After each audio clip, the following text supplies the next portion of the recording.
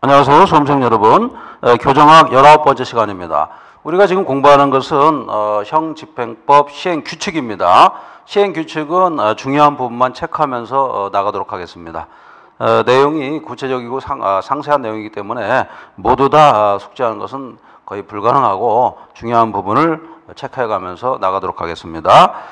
여러분 교재 89페이지가 되겠습니다. 지난번에는 소년 수용자에 대한 어떤 처우에 대해서 살펴봤고, 이번에는 전체적으로 수용자 처우에 대한 내용을 살펴보도록 하겠습니다. 제1장 분류처우죠. 분류처우는 개별적인 어떤 처우를 말하고 과학적인 처우를 분류처우라고 그러죠. 그래서 제60조 분류심사가 있고, 여기서 보면은 60조 제2항이 좀 중요할 수가 있습니다. 소장은 형집행정지 중에 있는 사람이 기간을 만료 또는 그 밖에 여러 가지 사유에 의해서 재수용됐을 때, 이렇게 돼 있죠. 재수용됐을 때, 재수용 시 어떻습니까? 종전의 등급, 수용 등급을 유지할 수 있다, 이렇게 되어 있죠. 부여할 수 있다, 그죠? 종전의 등급을 부여한다, 이런 얘기죠. 부여 가능하다, 임의적이다, 이렇게 보시면 되겠습니다. 그 다음에 이제 61조입니다. 소장은 국제수용자 이송법에 따라서, 이것은 국제적 흐름을 또 무시할 수 없기 때문에 여기에 따라서 외국으로부터 이송된 자가 있을 겁니다. 이런 자에 대해서는 개별 우선 계획을 새로 수립할 수가 있다, 이런 얘기죠. 그죠? 새로 수립해가지고 개별적으로 판단해야 된다, 이렇게 보면 되겠습니다. 그 다음에 제62조입니다. 분리심사 제외 및 유예가 있습니다. 유예되는 사람이 있는데 뭐냐면 징역형이라든가 금고형이 확정된 자가 있을 겁니다. 이런 자가 집행형기가 접수일부터 3개월 미만인 자가 있을 거예요. 나머지 형기가 3개월 미만이라는 얘기죠. 이런 사람은 할 필요가 없겠죠. 이런 사람은 유예한다, 이렇게 볼 수가 있고, 그 다음에 구류형이 확정된 자, 이런 사람도, 구류라는 것도 1월에서 29일까지 유치장에 있는 사람이니까 어떻습니까? 짧은 사람이죠. 이런 사람도 할 필요가 없다는 얘기죠. 유예할 수 있다는 얘기죠. 분리심사하지 않습니다. 그 다음에 노역장 유치를 받은 사람, 노역장 유치를 받은 사람도 역시 형집행법에 적용을 받습니다만, 이런 사람들은 분류심사까지 할 필요가 없다는 얘기입니다. 자, 알아두시기 바랍니다. 자, 이 부분이 중요 표시를 해 주시기 바랍니다. 62조 별표 3개 찍으시기 바랍니다. 그 다음에 63조는 분류심사에 대한 일반적인 내용이 들어가 있어요. 처우 등급을 나누는 것이죠. 그래서 처우 등급에 대한 사항을 심사하게 되어 있습니다. 줄 한번 보시고, 그 다음에 작업에 대한 거, 그 다음에 직업 훈련에 대한 거, 이런 사항을 분류 심사 사항으로 넣고 있습니다. 그 다음에 6번을 보시면 가석방이라든가 규유심사, 무조건 시험에 출제되겠죠. 규유심사 특히 중요합니다. 알아두시기 바라고, 1년에 20일이 일반적 규유입니다. 특별기는 5일입니다. 자, 그 정도 보시고, 그 다음에 이 분류심사할 때는 심사가 한 번으로 끝나는 게 아니고 정기적으로 심사해서 등급을 올려주기도 하고 내려주기도 합니다. 그것을 정기 재심사라고 그래요. 거기 보시면은 다음 각호에 해당하는 경우에 정기 심사한다, 이렇게 되어 있고, 다만 형집행 정지 집행지휘서라는 게 있습니다. 이게 접수된 날부터 6개월이 지나지 않은 경우는 그러지 아니하다, 이렇게 되어 있습니다. 접수된 날부터 6월이 지나지 않은 경우는 그걸 재심사할 필요가 없겠죠. 자, 재심사는 뭐냐면 형기의 3분의 1에 도달한 때, 3분의 1 말고 좀 더 도달해 2분의 1 도달할 때, 그 다음에 3분의 2, 그 다음에 6분의 5입니다. 알아두시기 바랍니다. 처음에는 3분의 1이었죠. 그 다음에 2분의 1 했다가, 그 다음에 3분의 2가 되겠죠. 그 다음에 6분의 뭡니까? 5, 이렇게 합니다. 6분의 5죠. 이렇게. 4번을 정기심사한다, 이렇게 볼 수가 있습니다. 그 다음에 뭡니까? 부정기 재심사라는 게 또 있는데, 정기심사 말고요. 부정기 재심사는 기준이 단기형의 기준이다, 이렇게 보면 되겠죠. 자, 그래서 67조 보시면은 부정기 재심사가 나와 있어요. 거기 보면은 언제 하느냐, 오류가 있을 때, 그 다음에 수용자의 자살, 도주, 폭행, 이런 어떤 그런 거에 대한 어떤 사유가 있을 때, 그 다음에 징벌하기로 결정할 때, 그 그 다음에 숙련기술장려법에 의해서 자격 취득할 때 이럴 때는 어떻습니까? 아무래도 공헌이 많다든지 그 다음에 자기가 교도소에서 열심히 또 노력해서 어떤 성과를 냈단 말이에요. 이럴 때는 부정기 재심사에서 등급을 올려줄 수가 있죠. 이런 얘기입니다. 자, 그 다음에 분류조사 사항이 있는데 신입심사를 할 때는 말이죠. 상당히 많은 사항을 심사하게 되어 있는데 18가지를 심사하게 되어 있습니다. 여러분들은 6번까지만 알아두시면 되겠습니다. 첫 번째는 성장 과정을 살펴봐야겠죠. 두 번째는 학력이랄지 그 다음에 어떤 직업을 갖고 있었는가 이게 또 중요합니다. 그 다음에 생활 환경, 건강 상태, 그 다음에 병력 사항도 한번 살펴봐야겠죠. 그 다음에 무엇보다 중요한 것은 심리적인 어떤 상황도 판단을 해볼 필요가 있습니다. 그 다음에 최근에 마약 중독자가 많아요. 그 다음에 알코올 중독자가 많습니다. 여기에 대해서 한번 살펴볼 필요가 있다. 그래서 신입 신입 심사할 때는 특히 18가지 중에서 19가지 중에서 6가지가 가장 중요하다 이렇게 볼 수가 있습니다. 자, 그 다음에 71조 분류심사를 해야겠죠. 자, 소장은 분류심사를 하기 위해서 수용자의 인성, 지능, 특성 이런 것을 검사할 수 있다 이렇게 되어 있습니다. 자, 알아두시기 바랍니다. 그 다음에 72조로 넘어가겠습니다. 처우 등급이 있습니다.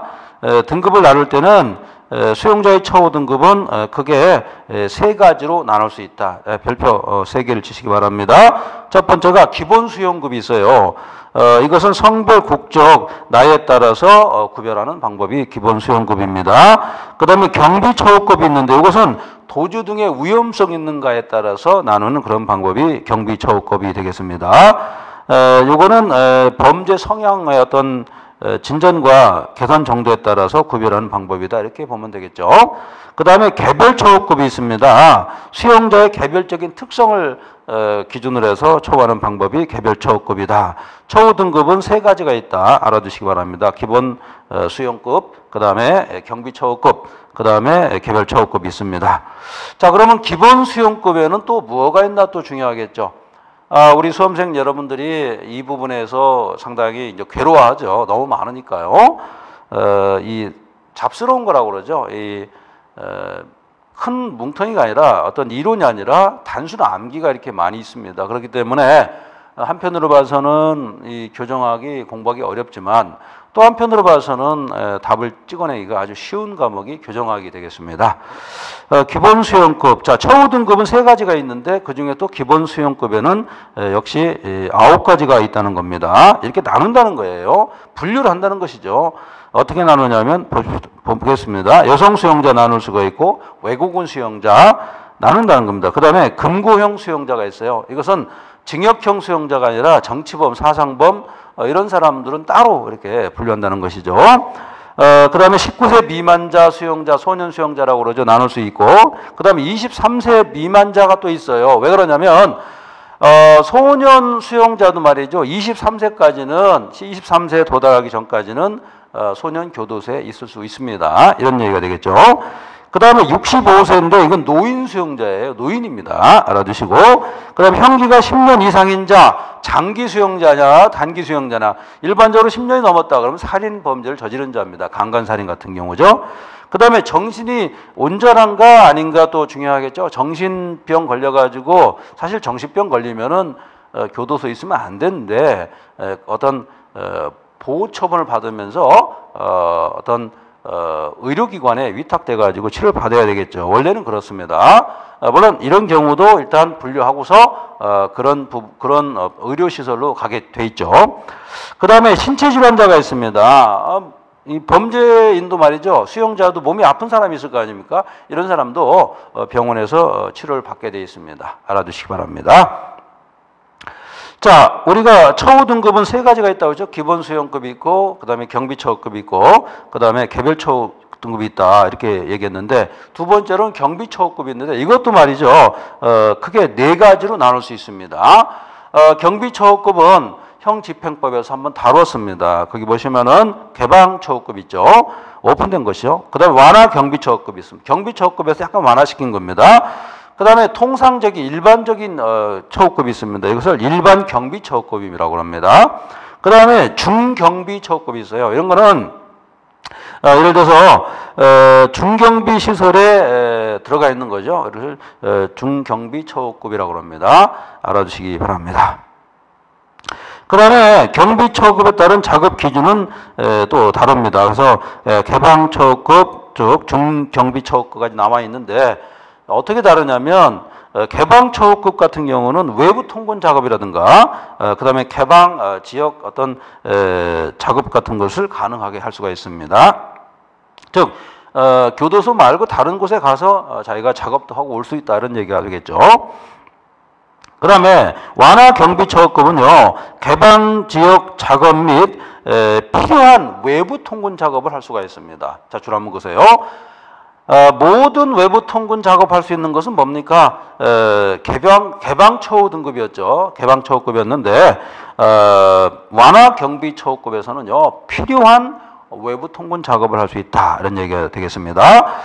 그 다음에 일반 경비 처우급은 뭐 군의 작업 필요한 개방 지역 작업 이것을 할 수가 있다 이렇게 돼 있고, 중경비 처우급은 뭡니까? 필요시 군의 작업만 가능하다. 자, 이게 시험 출제 되겠습니다. 알아두시기 바랍니다. 다음으로 이제 개별 처우급이 있다고 그랬죠. 처우 등급에는 세 가지가 있는데 그래서 마지막입니다. 거기 보면은 직업훈련, 학과교육, 생활지도 해가지고 토탈 9가지가 있습니다. 이것은 개별 처우다 이렇게 볼 수가 있어요. 우리가 지금 처우, 과거에는 이런 처우를 하지 않았습니다. 그러나 지금 분류 처우를 하고 있고 그 중에서 처우 등급을 나누고 있다 이렇게 보시면 됩니다.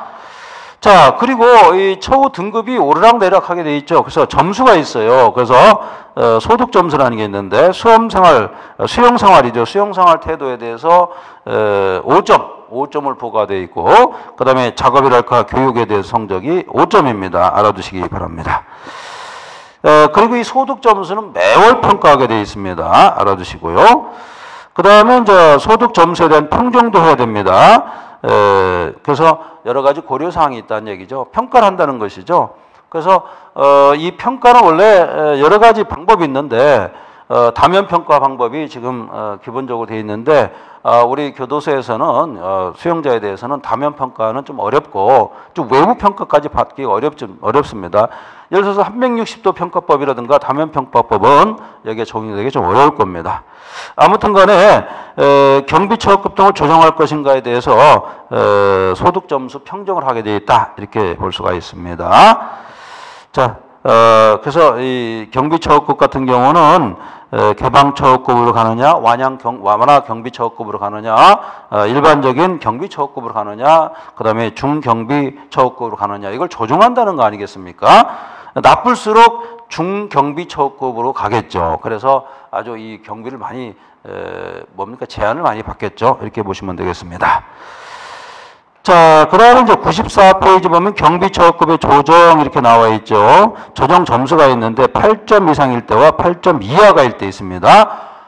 이 점수가 있는데 점수를 8점 이상 따면은 올라가는 것이고 8점 이하로 따면은 내려가는 겁니다.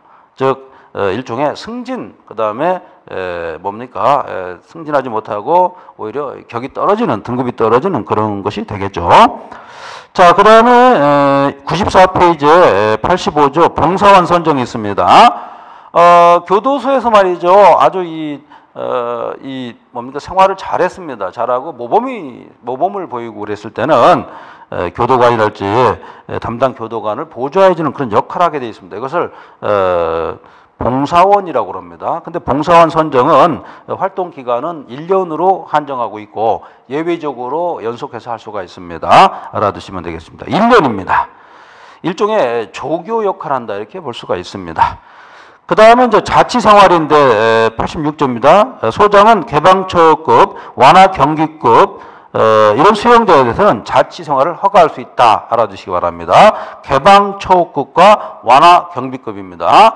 자, 알아두시기 바랍니다. 일반 경비급은 아니고 그 다음에 중경비급도 아닙니다. 알아두시기 바라고요. 그 다음에 87조 접견이 있죠. 이거 접견도 말이죠. 나누어져 있어요. 그래서 일종의 상대적 평등을 실현하고 있는 그런 규정이다 이렇게 볼 수가 있고, 거기 보면은 개방처우급은 하루에 1회 그 다음에 완화 경비처급은 월 6회, 그 다음에 일반 경비처급은 월 8회, 5회죠, 5회. 그 다음에 4회 이렇게 되어 있습니다. 그러니까 완화 경비급부터는 6, 5, 4 이렇게 되어 있습니다. 암기해 주시기 바랍니다. 자, 그 다음에 또 중요한 게 또 나와요. 화상으로 접견하는 방법이 있습니다. 화상. 뭡니까? 스크린으로 접견하는 건데, 스크린으로 접근하는 것도 직접 만나는 거와 동일하다 이렇게 볼 수가 있죠. 알아두시기 바랍니다. 자, 이것도 시험에 나올 수가 있어요. 자, 우리가 지금 형집행법 시행 규칙을 보고 있습니다. 자, 우리가 지난번에 공부한 것은 형집행법이었는데 여기에 대한 규칙을 우리가 공부하는 건데 사실 우리 수험생 여러분들이 여기까지는 파고들지 못합니다. 왜 그러냐면 이 내용이 상당히 복잡하고 그리고 정리를 하는데 말이죠. 형집행 법을 하고서 그 다음에 바로 밑에 또 정리하는데 그런 식으로 공부하면 머리에 남질 않아요. 오히려 이 방법이 더 좋습니다. 각 법령에 따라서 그 분야에 대해서 공부하는 것이 오히려 도움이 될 수가 있다 이런 얘기죠. 그래서 형집행 시행 규칙은 책 한 부분을 공부하면 충분하겠습니다. 그리고 이제 몇 시간 후에는 형집행법 시행령을 또 들어갑니다. 이 부분은 형집행법의 50% 정도의 부분이 중요하니까 그 정도 참조해 주셔서 공부하면 되겠습니다. 자, 그 다음에 이제 89조인데 가족 만남의 날 행사 등을 하게 돼 있죠. 가족도 필요하다는 겁니다. 거기 보면은 89조 내용이 다 좋은데 개방처우급과 완화 경비법에 대해서는 가족을 만날 수가 있고 그런 내용이 쭉 써 있죠. 자, 그 다음에 전화 통화 허용 횟수가 있습니다. 이것도 등급에 따라 다르다. 그래서 개방처우급은 월 5회 이내에, 그 다음에 기타는 뭐 3회 이렇게 되어 있습니다. 그 다음에 그 밖에 는 2회다 이렇게 알아두시면 되겠죠. 개방처우급은 월 5회 이내로 접견을 할 수가 있다. 이런 얘기가 되겠죠. 전화 통화할 수 있다는 얘기죠. 그렇게 알아두시고, 그 다음에 경기 또는 오락회도 개최할 수가 있습니다. 그 다음에 이제 92조입니다. 92조 보시면은 사회적 처우가 있는데 그 별표 5개 치시기 바랍니다. 개방처우급 내지는 완화 경비급입니다. 여기에 해당하는 수용자에 대해서는 사회적 처우를 할 수가 있습니다. 그런데 여기서 조심할 게 있습니다. 처우상 특히 필요할 때는 여기에 포함되지 않는 자, 즉 일반 경비 처우급일지라도 이 사람한테도 사회적 처우를 할 수가 있다. 그럼 사회적 처우가 뭐가 있느냐? 규정이 있겠죠. 92조 1항 1에 있습니다. 사회 견학, 그 다음에 사회 봉사, 그 다음에 자신이 뭡니까? 신봉하는 종교 행사 참석한다. 그 다음에 연극, 영화, 그 밖에 문화 공연을 관람할 수 있는 것이 바로 사회적 처우다. 이렇게 볼 수가 있습니다. 자, 4가지가 제시되어 있죠. 알아두시기 바랍니다. 다 사회적 처우가 아니죠. 자, 사회를 견학한다든지, 사회 봉사를 나간다든지, 그 다음에 자신이 앞으로 귀회하게 될 종교 행사를 참석한다든지, 아니면은 연극을 본다든지, 어떤 문화, 어떤 시설이라든가 이런 걸 관람하는 것이 되겠죠. 자, 사회적 처우 말고 이제 비슷한 개념이 또 하나 나오는데 중간 처우가 또 나올 겁니다. 중간 처우는 경비 처우급 또는 완화 경비급의 경우에 할 수 있는 것입니다. 거기 보시면은 그리고 이건 교정시설에서 하는 겁니다. 적절한 처우를 할 수 있다 이렇게 되어 있는데 뭡니까? 거기 밑에 보면은 각 호에 해당하는 자입니다. 거기 보시면은 각 호의 사유에 모두 해당하는 자입니다. 모두에다가 줄 한번 보세요. 모두입니다. 형기가 3년 이상인 사람, 그 다음에 범죄 횟수가 2년 이하인 사람, 이런 사람은 중간 처우를 해야 됩니다. 할 수 있다 이런 얘기가 되겠죠. 중간 처우라는 건 뭐냐면 어떤 사회적 처우와 다릅니다. 사회적 처우는 뭐 견학을 간다든지 봉사를 한다든지 이런 거가 되겠지만 중간 처우는 그것이 아니라 어떻습니까? 나가가지고 말이죠. 자기가 어떤 직업에 대해서, 작업에 대해서 기술을 배운다든지 이런 것이 바로 중간 처우가 되겠습니다. 거기 보시면은 중간 93조입니다. 그래서 교육을 받는다든지 뭐 취업 어떤 교육을 받는다든지 이런 것이 바로 중간처우가 되겠죠. 형기가 3년 이상이고 이상이고 그다음에 범죄 횟수가 2회 이하인 경우에 그죠? 이런 사람. 그다음에 종료 예정일부터 3개월 이상 1년 6개월 이하인 자야. 이런 사람이 중간처우 대상자다. 이렇게 보면 되겠죠.